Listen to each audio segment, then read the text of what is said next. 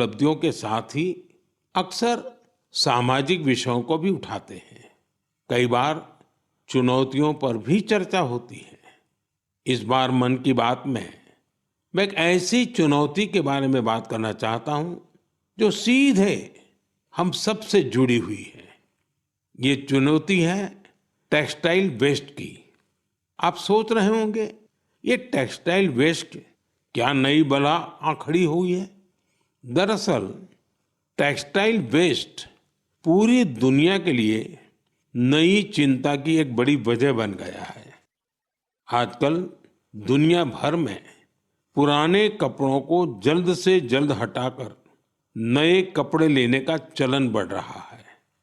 क्या आपने सोचा है कि जो पुराने कपड़े आप पहनना छोड़ देते हैं उनका क्या होता है? यही टेक्सटाइल वेस्ट बन जाता है। इस विषय में बहुत सारी ग्लोबल रिसर्च हो रही है। एक रिसर्च में ये सामने आया है सिर्फ 1% से भी कम टेक्सटाइल वेस्ट को नए कपड़ों में रिसाइकिल किया जाता है। 1% से भी कम। भारत दुनिया का तीसरा ऐसा देश है जहां सबसे ज्यादा टेक्सटाइल वेस्ट निकलता है। यानी चुनौती हमारे सामने भी बहुत बड़ी है।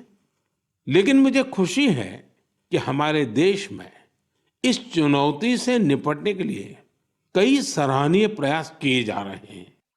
कई भारतीय स्टार्टअप्स ने टेक्सटाइल रिकवरी फैसिलिटीज पर काम शुरू किया है। कई ऐसी टीमें हैं जो कचरा बीनने वाले हमारे भाई बहनों के सशक्तिकरण के लिए भी काम कर रही हैं। कई युवा साथी सस्टेनेबल फैशन के प्रयासों में जुड़े हैं। वे पुराने कपड़ों और जूते चप्पलों को रिसाइकल कर जरूरतमंदों तक पहुंचाते हैं।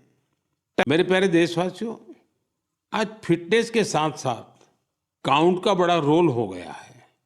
एक दिन में कितने स्टेप्स चले इसका काउंट, एक दिन में कितनी कैलोरीज खाई इसका काउंट, कितनी कैलोरीज बर्न की इसका काउंट। इतने सारे काउंट्स के बीच एक और काउंटडाउन शुरू होने वाला है, इंटरनेशनल योगा डे का काउंटडाउन। योग दिवस में अब 100 दिन से भी कम समय रह गया है। अगर आपने अपने जीवन में अब तक योगा को शामिल नहीं किया है तो अब जरूर कर लीजिए, अभी देर नहीं हुई है। 10 साल पहले 21 जून 2015 को पहला अंतर्राष्ट्रीय योग दिवस मनाया गया था। अब तो इस दिन ने योग के एक विराट महोत्सव का रूप ले लिया है। मानवता को भारत की ओर से यह एक ऐसा अनमोल उपहार है जो भविष्य की पीढ़ी के बहुत काम आने वाला है। साल 2025 के योग दिवस की थीम रखी गई है yoga for one earth one health.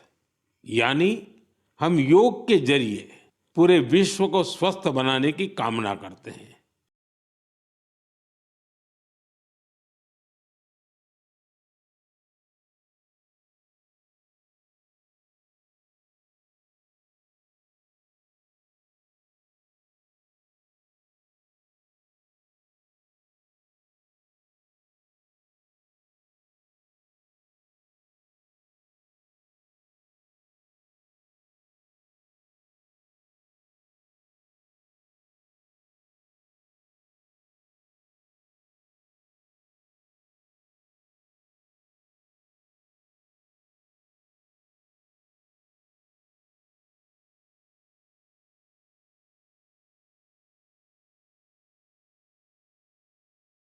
साथियों, यह हम सबके लिए गर्व करने वाली बात है कि आज हमारे योग और ट्रेडिशनल मेडिसिन को लेकर पूरी दुनिया में जिज्ञासा बढ़ रही है।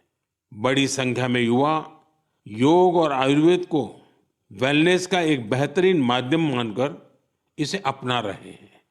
अब जैसे साउथ अमेरिका का देश चिली है, वहां आयुर्वेद तेजी से लोकप्रिय हो रहा है। पिछले साल मैं ब्राजील की यात्रा के दौरान चिली के राष्ट्रपति से मिला था। आयुर्वेद की इस पॉपुलैरिटी को लेकर हमारे बीच काफी चर्चा हुई थी। मुझे सोमोस इंडिया नाम की टीम के बारे में पता चला है। स्पेनिश में इसका अर्थ है वी आर इंडिया।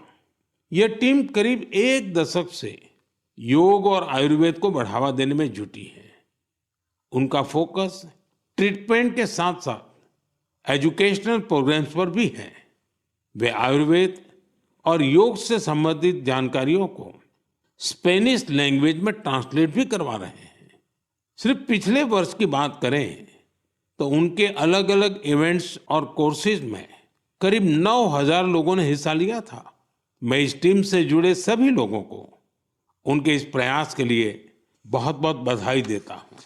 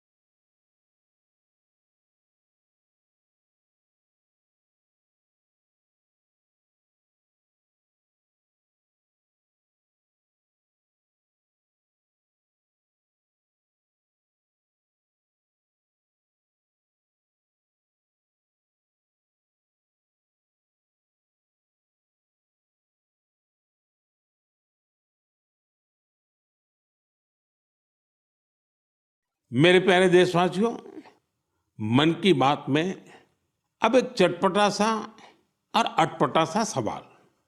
आपने कभी फूलों की यात्रा के बारे में सोचा है? पेड़ पौधों से निकले कुछ फूलों की यात्रा मंदिरों तक होती है।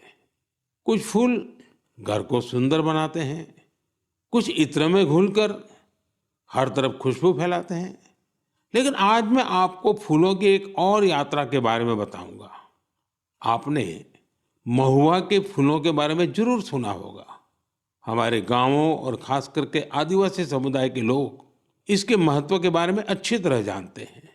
देश के कई हिस्सों में महुआ के फूलों की यात्रा अब एक नए रास्ते पर निकल पड़ी है। मध्य प्रदेश के छिंदवाड़ा जिले में महुआ के फूल से कुकीज बनाए जा रहे हैं। राजाखो गांव की 4 बहनों के प्रयास से ये कुकीज बहुत लोकप्रिय हो रहे हैं। इन महिलाओं का जज्बा देखकर एक बड़ी कंपनी ने इन्हें फैक्ट्री में काम करने की ट्रेनिंग दी। इनसे प्रेरित होकर गांव की कई महिलाएं इनके साथ जुड़ गई हैं। इनके बनाए महुआ कुकीज की मांग तेजी से बढ़ रही है। तेलंगाना के आदिलाबाद जिले में भी 2 बहनों ने महुआ के फूलों से नया एक्सपेरिमेंट किया है। वो इनसे तरह तरह के पकवान बनाती हैं, जिन्हें लोग बहुत पसंद करते हैं।